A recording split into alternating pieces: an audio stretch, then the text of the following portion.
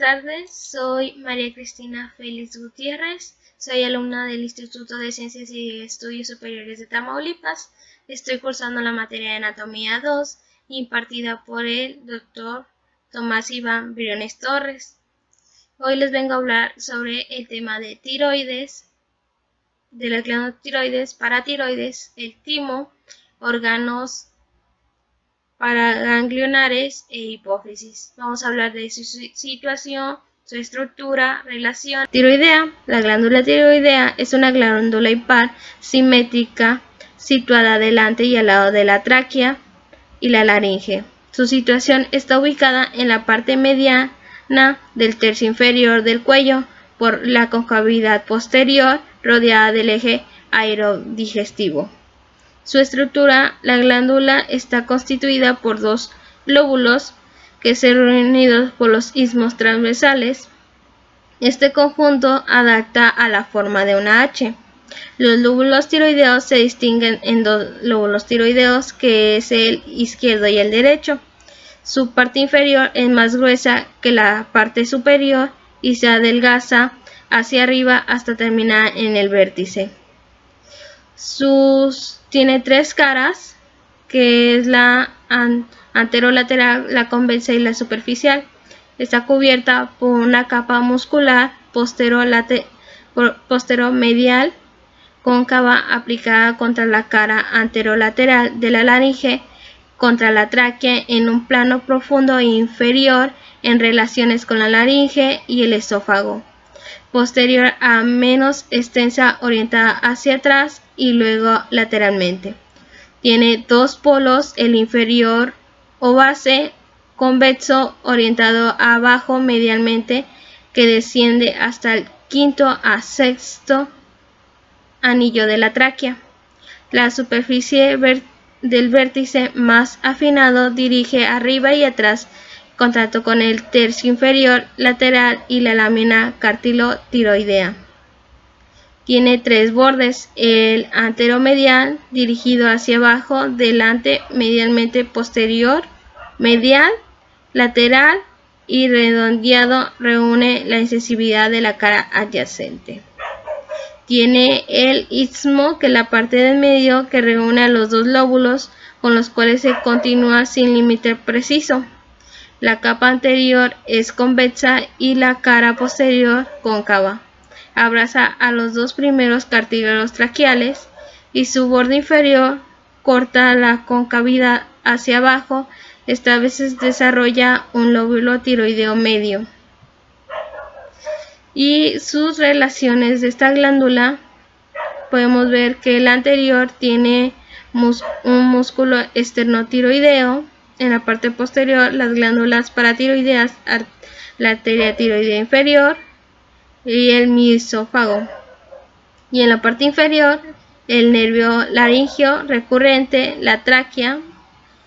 Y por último, en la parte posterolateral está la arteria carótida, la vena yugular interna, el nervio vago y el tronco brachiocefálico. Su vascularización e inervación, en esta se encuentran las arterias, que se describen en cuatro arterias, dos de cada lado, y las arterias tiroideas superiores e inferiores.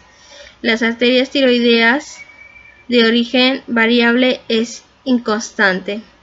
Las venas, a partir de los espacios interlobulares de la glándula, se forma la superficie subcapsulares voluminosas. Estas venas se drenan por cuatro corrientes: superior, inferior y lateral.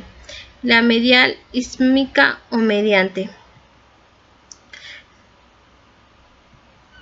La función de esta glándula tiroidea es que secreta hormonas tiroideas que ayudan a todas las células del cuerpo a funcionar de forma correcta, controlando el metabolismo, es decir, la velocidad a la que funciona cada parte del organismo.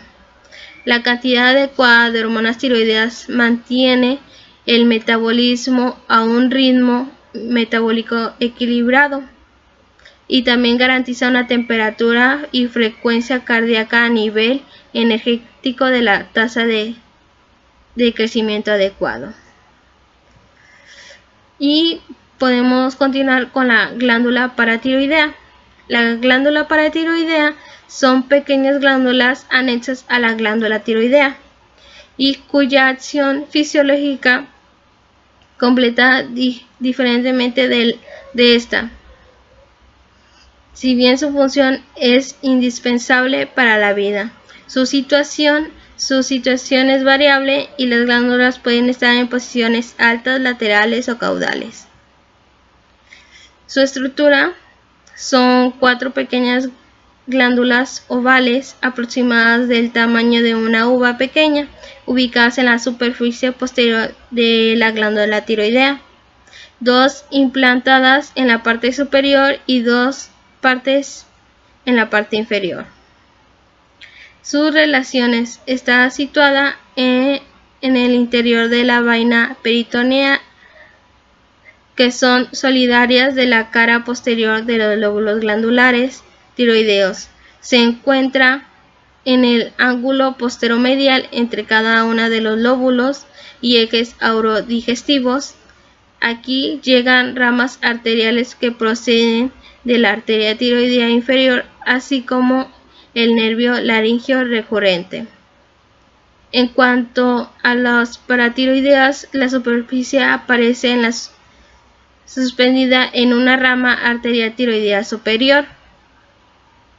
Su vascularización e inervación: las arterias son voluminosas y también teniendo en cuenta las dimensiones pequeñas de las glándulas paratiroideas, cada una recibe una rama arterial propia y procede de la arteria tiroidea del superior de la paratiroidea inferior. Para las paratiroideas inferiores, las venas son tributarias de las venas tiroideas correspondientes, igual que los nervios están acompañados de las arterias. Su función es la actividad fisiológica desempeñada por las paratiroideas: metabolismo fosfocalcífico, así posible su exploración biológica a las células principales de la glándula paratiroidea y la secreción de hormonas paratiroideas. Seguimos con el timo. El timo es un órgano cervicotorácico impar y mediano, situado en la base del cuello y en la parte anterior de la mediastino superior. El timo es uno de los órganos linfáticos primarios. Se asemeja a las glándulas endocrinas no solo porque se desarrolla a partir del tercer arco braquial, sino también porque tiene la estructura de una glándula secreción interna. Su situación se localiza en la parte superior del tórax, justo debajo del esternón y por delante de la tráquea.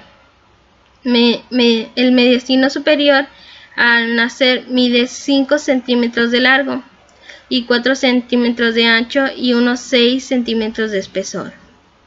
Su estructura: su formación alargada de arriba hacia abajo y aplanada en sentido anteroposterior, en el que describen un cuerpo que se concentra la mayor parte del órgano, con los lóbulos aplicados en una contra otra, separados por un plano conjuntivo oblicuo hacia atrás y a la izquierda. Es una extremidad superior por 2 cuernos que se ascienden hasta la proximidad de la glándula tiroidea. Sus relaciones: tienen relaciones cervicales como relaciones torácicas y mediastínicas. Estas relaciones cervicales van a ser 2 caras, anterior y posterior, lateral, y en las relaciones torácicas va a ser una cara anterior, una cara posterior y una cara lateral. En la vascularización e inervación de Son dos arterias tímicas superiores que llegan del timo por sus extremidades superiores que provienen de la arteria tiroidea inferior. Dos arterias típicas laterales que originan en la arteria torácica interna que llegan al lóbulo del timo. Y las venas emergen de la superficie del órgano desde donde van a terminar en las venas torácicas internas. El peridiofrénico, tiroidea inferior o en las venas branquiocefálicas izquierdas. Los linfáticos de los eferentes se originan bajo la cápsula, que son superiores, tributarios de los ganglios cervicales, profundos inferiores, anteriores y terminan en las glándulas paraterminales posteriores, alcanzan los ganglios prevertebrados. Nervios provienen simpáticos de cervical como del nervio vago. Son independientes como las reales vascularizaciones. Y su función, la función del timo, son complejas como son los de los elementos a los cuales se asegura su formación de los linfocitos. Este órgano también desempeña una acción sobre la evaluación de las enfermedades autoinmunitarias en consecuencia a la timenotomía, que puede mejorar los síntomas de la miastenia grave. Y las glándulas suprarrenales son glándulas endócrinas bilaterales en la parte posterior superior, abdominales, bajo y delante del diafragma, arriba de los riñones, sobre la cara anterolateral de la cara superior de la columna lumbar. Esta situación es la retroperitoneal en la cara anterior superior del riñón y están irrigadas por la arteria suprarrenal superior, media e inferior. Su estructura. Las glándulas suprarrenales presentan en su estructura dos partes bien diferenciadas: la parte de la corteza suprarrenal y la médula suprarrenal. En la corteza suprarrenal se va a distinguir por tres capas, que es la capa glomerular, la fascicular y la reticular. Y también las relaciones de la glándula suprarrenal ocupa tanto de derecha como izquierda, cuadriculateral suprarrenal, limitado lateralmente, medialmente, de arriba hacia abajo. Y su vascularización: la vena suprarrenal superior, inferior, medial. Y las venas centrales drenan por la vena central suprarrenal, que emergen del ilion y termina de la cava inferior, y la renal izquierda a través de la vena frénica inferior a la izquierda. Los linfáticos superficiales y profundos de ambos plexos conversos en la parte medial, que para llegar a los ganglios de la raíz renal y la región cabo-aórtica. Su inervación es la glándula suprarrenal ricamente inervada por los filetes delgados y muy numerosos que forman el plexo nervioso suprarrenal, cuyo origen es doble, y la inervación autónoma está en la glándula próximamente mayor al otro órgano. Y su función en la corteza y en la médula. Las glándulas suprarrenales tienen la acción muy diferente de la secreción interna vertical de las venas corta, numerosas, contiene hormonas muy diversas. Desde estas hormonas hay equivalentes biosintéticos en las que terminan las relaciones de las suprarrenales: colectomía bilaterales, comprensa, inyección de las hormonas necesarias. Y los órganos paraganglionares son sistemas Crofin. Estos van a ser Cuando se impregnan en la médula suprarrenal con sales de cromo y el tejido glandular toma una coloración característica amarillo pedrusco intenso en la regulación cromafin positivo. Esta reacción no se observa exclusivamente en las células cromafin de la médula suprarrenal. Tiene un cuerpo paracórtico del cuerpo también llamado Zuckerkern. Son paraglándulas simpáticas ubicadas de manera irregular en los lados de la arteria aorta.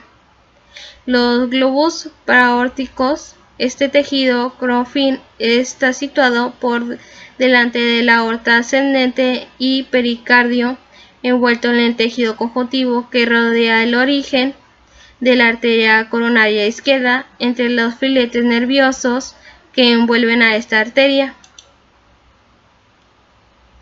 Y también podemos ver que para ganglios abdominales son cuerpos glandulares de células cromafin alargadas situadas una a cada lado de la aorta abdominal y a nivel de la origen de la arteria mesentérica inferior, entre la vena cava inferior y la aorta derecha. Y los glóbulos cariotídeo. El glóbulo cariotídeo es una masa ovoide situada en la cara medial de la bifurcación carotidia cerca del seno carotídeo. El glóbulo carotídeo tiene una importante inervación sensitiva conducida por una rama del nervio glosofaríngeo. Y los glóbulos yugular, situada en la capa adventicia de la parte superior del bulbo superior de la vena yugular interna. El glúmus coccígeo es una masa redondeada muy pequeña situada delante del coxis y en la terminal de la arteria sacromedial. La hipófisis. La hipófisis es un órgano neuroglandular.